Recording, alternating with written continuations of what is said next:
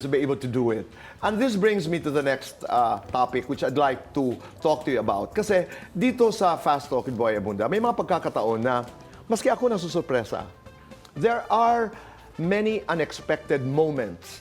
And we call these unexpected answers. Mga sagot na talagang nakasurpresa sa atin. Narito ang ilan, panoorin ho natin ito. Bilang interviewer, may mga tanong na inaasahan ko na ang sagot. Si Yen Santos ba ay girlfriend mo na? Is she your girlfriend? Yes. Sino si Isabel sa buhay mo? Si Isabel ay girlfriend ko. Ang pinag-uusapan ba, ang tinutukoy mo ba dito, yes or no, ay si Alex Gonzaga? Yes, it was Alex Gonzaga. Pero madalas, may mga lumalabas na hindi ko inaasahan. I'm sorry, what? Katulad ng pag-amin ni na Alden Richards. Sino yung muntik mong maging girlfriend? Dalawa po eh. Dalawa. Sino? Si Winwin po and Julie.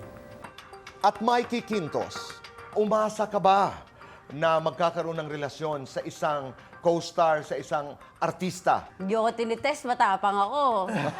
Ha? Go, Si Richard po, si Alden. At sa agaw buhay na karanasan ni Nora Honor. Hindi ko alam kung pwede kong sabihin kasi namatay na ako ng 3 minutes. Minsan din sa mga sagot, nakakamangha ang lumalabas na pagpapakatotoo. Ito yung sexuality na pinili ko, yung faith ko sa kanya, hindi nagbago.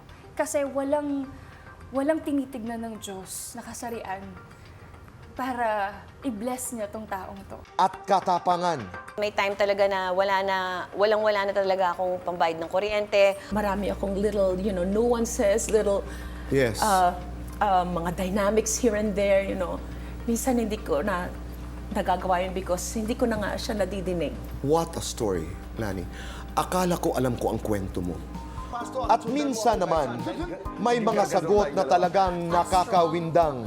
Nagtubos ka ng motor. Para sa lalaki. Ang kwento ng motor. You were given a chance to do a movie. Sino ang leading lady mo na taga GMA? Ayan. Anet Gozon.